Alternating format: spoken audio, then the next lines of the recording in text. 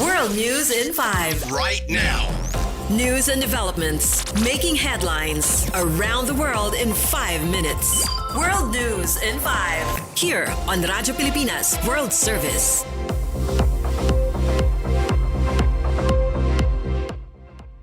Good day, I am Peñano with today's World News in 5.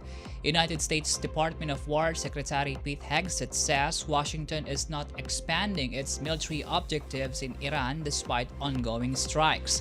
The Pentagon says the operation, known as Operation Epic Fury, is aimed at destroying Iran's missile systems, production sites, and naval assets while preventing Tehran from obtaining a nuclear weapon.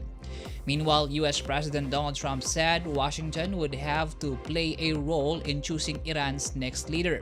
U.S. forces have reportedly struck more than 2,000 targets across Iran in the past 6 days.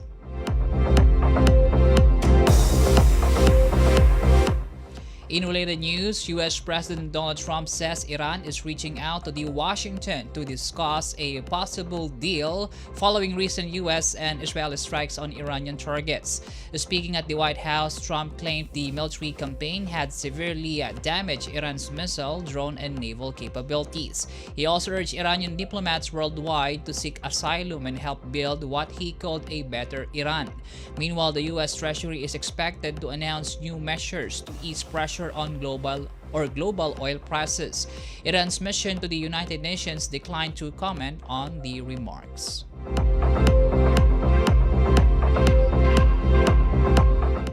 In our news, Ukrainian President Volodymyr Zelensky says Kyiv will assist the United States in countering Iranian drones in the Middle East.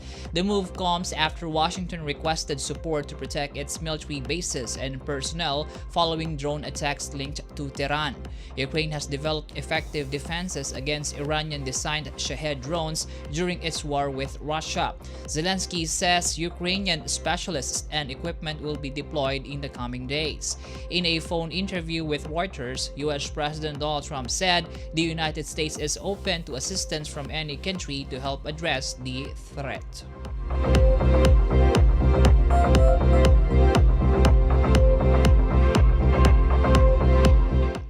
Germany says it has no plans to send additional military forces to the Middle East despite growing tensions in the region. The announcement came after several European allies signaled they would deploy naval assets to help protect Cyprus following a drone strike on a British air base there. Italian Defense Minister Guido Crosetto said Italy, Spain, France, and the Netherlands would send ships in the coming days. Meanwhile, German Defense Minister Boris Pistorius stressed that Germany is not a party to the conflict and that its military remains focused on NATO operations in Eastern Europe.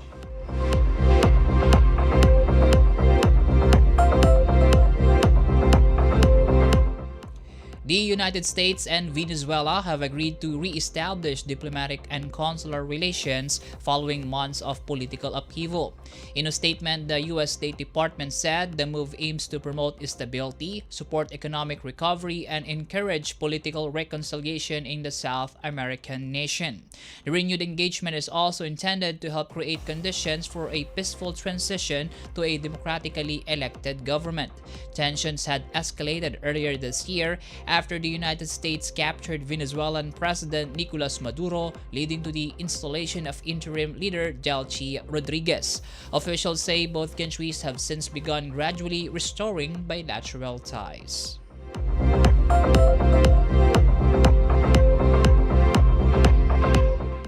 And that concludes today's edition of World News in 5. For Radyo Pilipinas World Service, I am Peñano. Good day. World News in 5. Right now. News and developments making headlines around the world in 5 minutes. World News in 5. Here on Radyo Pilipinas World Service.